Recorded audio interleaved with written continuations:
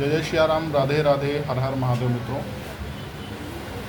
अभी हम राहु परिवर्तन हो चुका है और राहु परिवर्तन से लेकर के 28 मई से लेकर के उसके बाद का जो जून का योग है उसमें क्या फिर से ऐसी स्थितियाँ बन सकती हैं कि जिसके कारण से फिर से युद्ध हो सके। आज के अगर गोचर पे ध्यान दें तो लग्न में राहु, मतलब जो है कुंभ में राहु बैठा है, लग्नस्थ पृष्ठ कुंडली जो मेरी बनी है। सूर्य शनि द्वितीय घर में बैठे हैं। बुध जो है पराक्रम भाव में बैठा है। सूर्य जो है चतुर्थ घर में नीच का बैठा है। गुरु मिथुन में बैठा है और मंगल जो है खष्टमेश जो है नीच का होकर बैठा हुआ है। केतु सिंह लग्न में बैठा हुआ है। यह गृहस्थी उत्पन्न होती है। अगर चंद्रमा को छोड़ दिया जाए तो आंशिक काल से दोष का निर्माण होगा, इसमें कोई दो राय नहीं।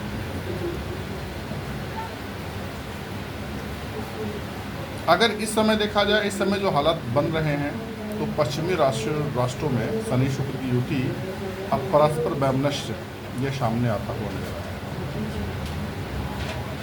या पश्चिमी राष्ट्रों में कुछ उपद्रव जैसे हालात उत्पन्न होंगे। अमेरिका में आतंकी घटनाएं बढ़ सकती हैं और अमेरिकी सरकार द्वारा गलत निर्णय अमेरिका के लिए भारी भी हो सकता है। अमेरिकी में आतंकी गतिविधियों को बढ़ना, साथ में तुर्की का दोगला चरित्र पश्चिमी देशों के लिए हानिकारक होगा इन दिनों में। मतलब जून मई फर्स्ट वीक, लास्ट वीक तक ये चीज़ सामने आपको आ जाएंगे विश्व में जो दिख रहा है। प्रश्न यहाँ पे कई मित्रों ने पूछा, क्या भारत पाकिस्तान, भारत बांग्लादेश युद्ध हो सकता है? कई मित्रों ने मुझसे पूछा कि सर गुरुजी ऐसा क्या होने की संभावना है या नहीं।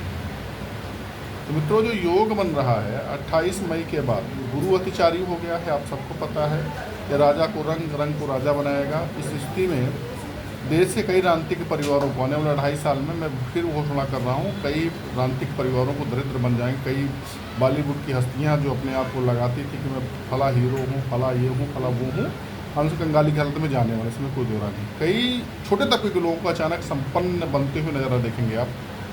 कई ऐसे लोग छिपे हुए हैं, बहुत अच्छी खासा यहाँ पर नाम सिद्धि प्राप्त करेंगे। यह भी आपको देखने के लिए मिलेगा इन दिनों में। जो गुरुचारी